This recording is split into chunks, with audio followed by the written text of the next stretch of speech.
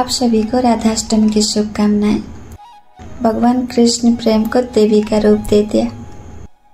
जहाँ संसार प्रेम को पाप मानता है, भगवान कृष्ण प्रेम को सबसे पवित्र मानते थे। ये बात मुझे पहले समझ में नहीं आ रहा था। प्रेम सबसे पवित्र कैसे हो सकता है? संसार तो प्रेम को पाप मानता है, इसमें लॉजिक क्या है? जब पता चला भारत में जितने संत हुए हैं, सारे के सारे प्रेम को पवित्र मानते हैं। जब संतों ने कह दिया जो प्रेम के करीब हो जाए भगवान उसे मिल जाते हैं। प्रेम अपने भीतर बैठा संसार से मुक्त रहता है, बाहरी संसार से भी वो मुक्त है। जो बंधन से मुक्त है वो प्रेम है। प्रेम किसी भी बंधन में नहीं पड़ता, चाहे भक्ति का हो, चाहे ज्ञान का हो, चाहे ममता का हो, किसी भी लालसा में नहीं पड़ता। वो है प्रेम। किसी भी प्रकार कामनाओं से जो मुक्त है वो है प्रेम। सिर्फ प्रेम मुक्ति का मार्ग चुनता है। प्रेम का पथ मुक्ति का पथ। निष्काम भक्ति का अनुभव प्रेम का रूप है। निष्काम ज्ञान का अनुभव प्रेम का रूप है। निष्काम ममता का अनुभव प्रेम का रूप है। अगर भक्ति के पीछे कोई कामना है, वो भक्ति निष्काम नहीं हो सकता। वो भक्ति प्रेम का रूप नहीं हो सकता। अगर ज्ञान निष्काम नहीं है, वो भी प्रेम का रूप नहीं ले सकता। वो भी प्रेम को अनुभव नहीं कर सकता। योग का अंतिम सोपान है समाधि। संतों ने प्रेम को समझने के लिए और थोड़ा सरल कर दिए हैं। योग का अंतिम सोपान है समाधि। वो प्रेम का अवस्था है। वही समाधि की अवस्था को मेरे प्रभु ने देवी का रूप दे दिया। वो थी श्री राधा। वो अवस्था श्री कृष्ण जी का स्व अवस्था था। जब उन्होंने वो रूप को देखने की कोशिश किया, वो बड़ी सुंदर थी। वो रूप एक देवी बन गई। वही देवी के आगे श्री कृष्ण जी का सर झुक गया। वो देवी के आगे श्री कृष्ण जी अपना सर झुका दिया। वो देवी के नाम रख दी श्री राधा। वो थी प्रेम की देवी। सारी कामनाओं को, सारी इच्छाओं को अंत करने वाली देवी थी वो। अहंकार को तोड़ने के लिए जो क्षमता होनी चाहिए वो देवी में थी। मतलब प्रेम अहंकार को तोड़ सकती है। अहंकार को तोड़ने के लिए जो शक्ति चाहिए वो प्रेम में है, क्योंकि प्रेम सारी कामनाओं से मुक्त है। मीन्स प्रेम सिर्फ कर्ता भाव से मुक्त है, अहम से मुक्त है। ये बात संतों ने भी कहा है। तभी पता चला प्रेम सबसे पवित्र क्यों। क्योंकि प्रेम बंधन को नहीं चुनता। रामकृष्ण परमहंस जी का माता काली से रोज मुलाकात होती थी। अपने हाथों से खिलाते थे, अपने हाथों से खिलाते थे, नहलाते थे, कपड़ा भी पहनाते थे। माता काली जी का सारे काम रामकृष्ण परमहंस जी करते थे। एक दिन क्या हुआ, एक दिन रामकृष्ण जी एक तलवार लेके बैठे हैं। स्वामी विवेकानंद जी उनका शिष्य थे। वो देख रहे हैं गुरुजी एक तलवार लेके बैठे हैं। स्वामी विवेकानंद जी पूछते हैं, गुरुजी आपका हाथ में तलवार क्यों? आपका हाथ में तलवार किसको मानना है क्या आज? रामकृष्ण जी कहते हैं, हाँ, किसको मानना है मुझे? किसको मानना है आपको? किसका वध करना है आपको? माता काली जी का वध करेंगे हम आज। माता काली जी का वध करेंगे क्यों? वो तो आपका माता है। आप तो रोज कहते हैं मैंने उच्च कोटि भक्ति किया, माता काली प्रसन्न हुई, मेरे सामने आ गई, रोज मेरे सामने आती है। अब तो बड़े खुश होते हैं। हम तो देखे हैं, अब जब कहते हैं गर्व से फूल जाते हैं। आपको ये बात कहते हुए बड़ी गर्व महसूस होती है, ये भी हम देखते हैं। रामकृष्ण परमहंस जी स्वामी विवेकानंद जी के सामने बहुत रोते हैं। कहते हैं, मैं सिद्ध भक्त हूँ, मैं सारी देवताओं को अपने सामने बुला सकता हूँ, लेकिन मैं निष्काम भक्त नहीं हूँ। ये भक्ति नहीं है, ये कामना पूर्ति का माध्यम है। मेरी इच्छाओं को पूर्ति करने के लिए ये भक्ति माध्यम बन गई है। स्वामी विवेकानंद जी कहते हैं, अगर आप जानते हैं ये निष्काम भक्ति नहीं है, तो आप ये भक्ति करते क्यों? माता काली जी को बुलाते क्यों? रामकृष्ण जी कहते हैं, इसीलिए तो हम बैठे हैं। माता काली आएंगी, हम उनका वध करेंगे। स्वामी विवेकानंद जी कहते हैं, आप माता काली का वध कर पाएंगे? रामकृष्ण जी कहते हैं, हाँ, क्यों नहीं कर पाएंगे। अगर हम माता काली को बुला सकते हैं, हम वध भी तो कर सकते हैं। स्वामी विवेकानंद जी कहते हैं, आप माता काली को इतना प्रेम करते हैं, माता भी आपसे इतना प्रेम करती है, आप माता जी का वध कैसे कर पाएंगे? रामकृष्ण जी कहते हैं, हम माता जी से प्रेम नहीं करते हैं, ये प्रेम नहीं है।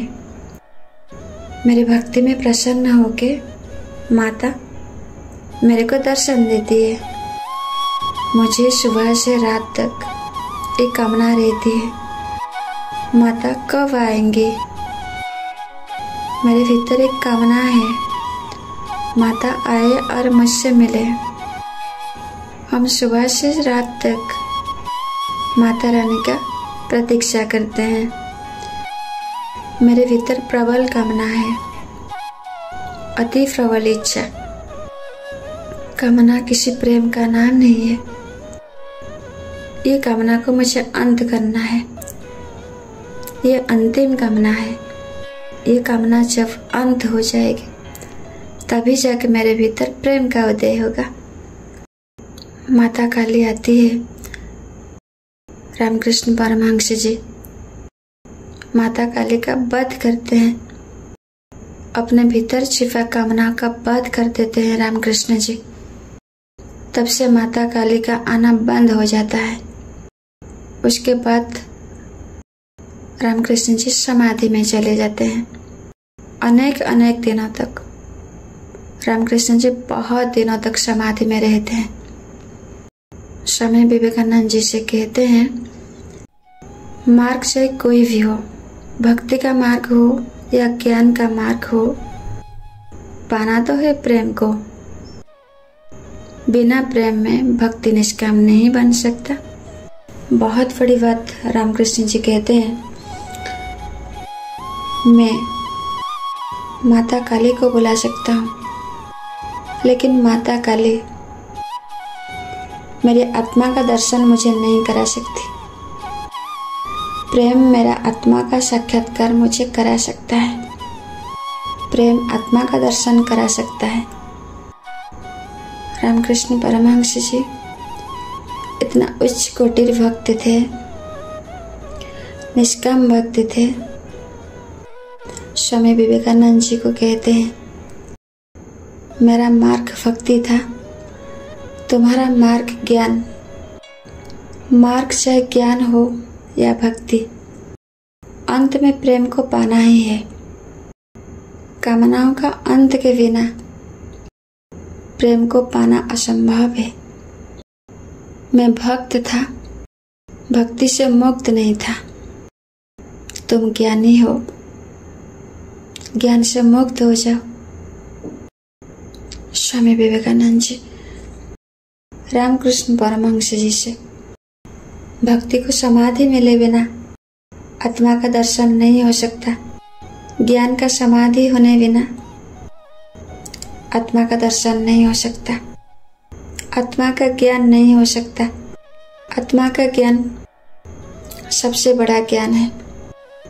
रामकृष्ण जी का आशीर्वाद से स्वामी विवेकानंद जी बहुत बड़े आत्मज्ञानी रहे।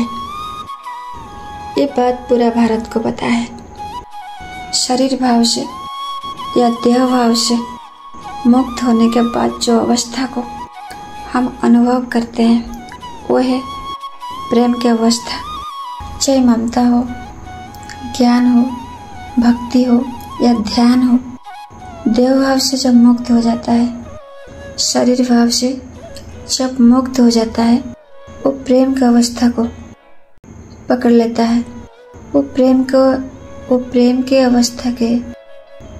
की अवस्था में आ जाता है। संसार कहता है प्रेम पाप है। आप लोग कहते हैं प्रेम पाप है।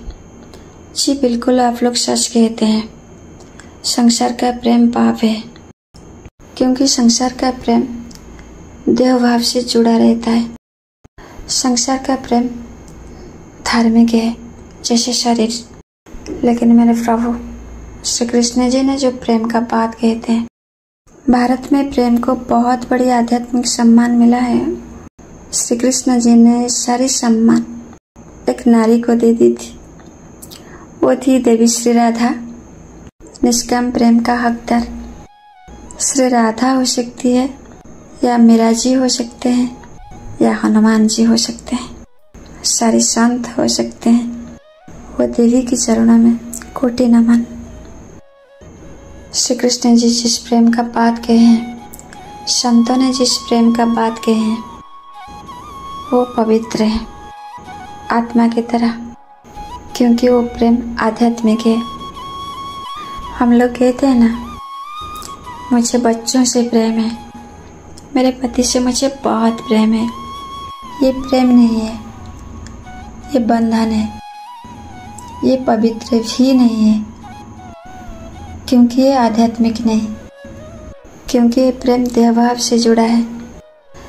कल बच्चों से कुछ गलती हो जाए, हम उनको सजा दे देते हैं, या पति से कुछ गलती हो जाए, हम सजा दे देते हैं। हम देहभाव से मुक्त कहाँ हैं? सजा देकर अपना अहंकार को तृप्त करते हैं। जहाँ अहंकार है वहाँ प्रेम नहीं। संत कबीर जी कहते हैं, हम अज्ञान हैं, खुश होकर अहंकार को तृप्त करते हैं, प्रेम का नाम दे देते हैं। दुखी होकर कबीर जी के शब्द में अहंकार को तृप्त करते हैं। दोनों तरफ से हम अज्ञान हैं।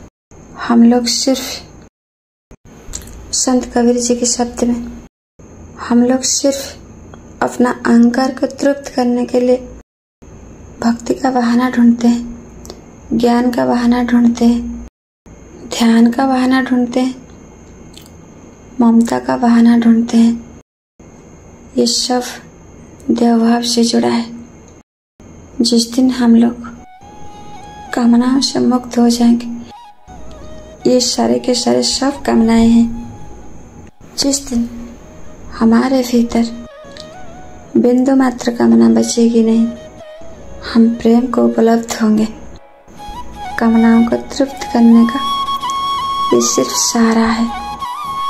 शरीर बड़ा धार्मिक है, किसी न किसी को पकड़ लेता है। चाहे भक्ति हो, ज्ञान हो, ध्यान हो, योग हो, कुछ भी पकड़ लेता है, लेकिन अंत तक सिर्फ प्रेम पहुंचती है। समाधि प्रेम को मिलती है। सारी इच्छाओं को, सारी कामनाओं को, सारे बंधनों को तोड़ने का शक्ति सिर्फ प्रेम में है।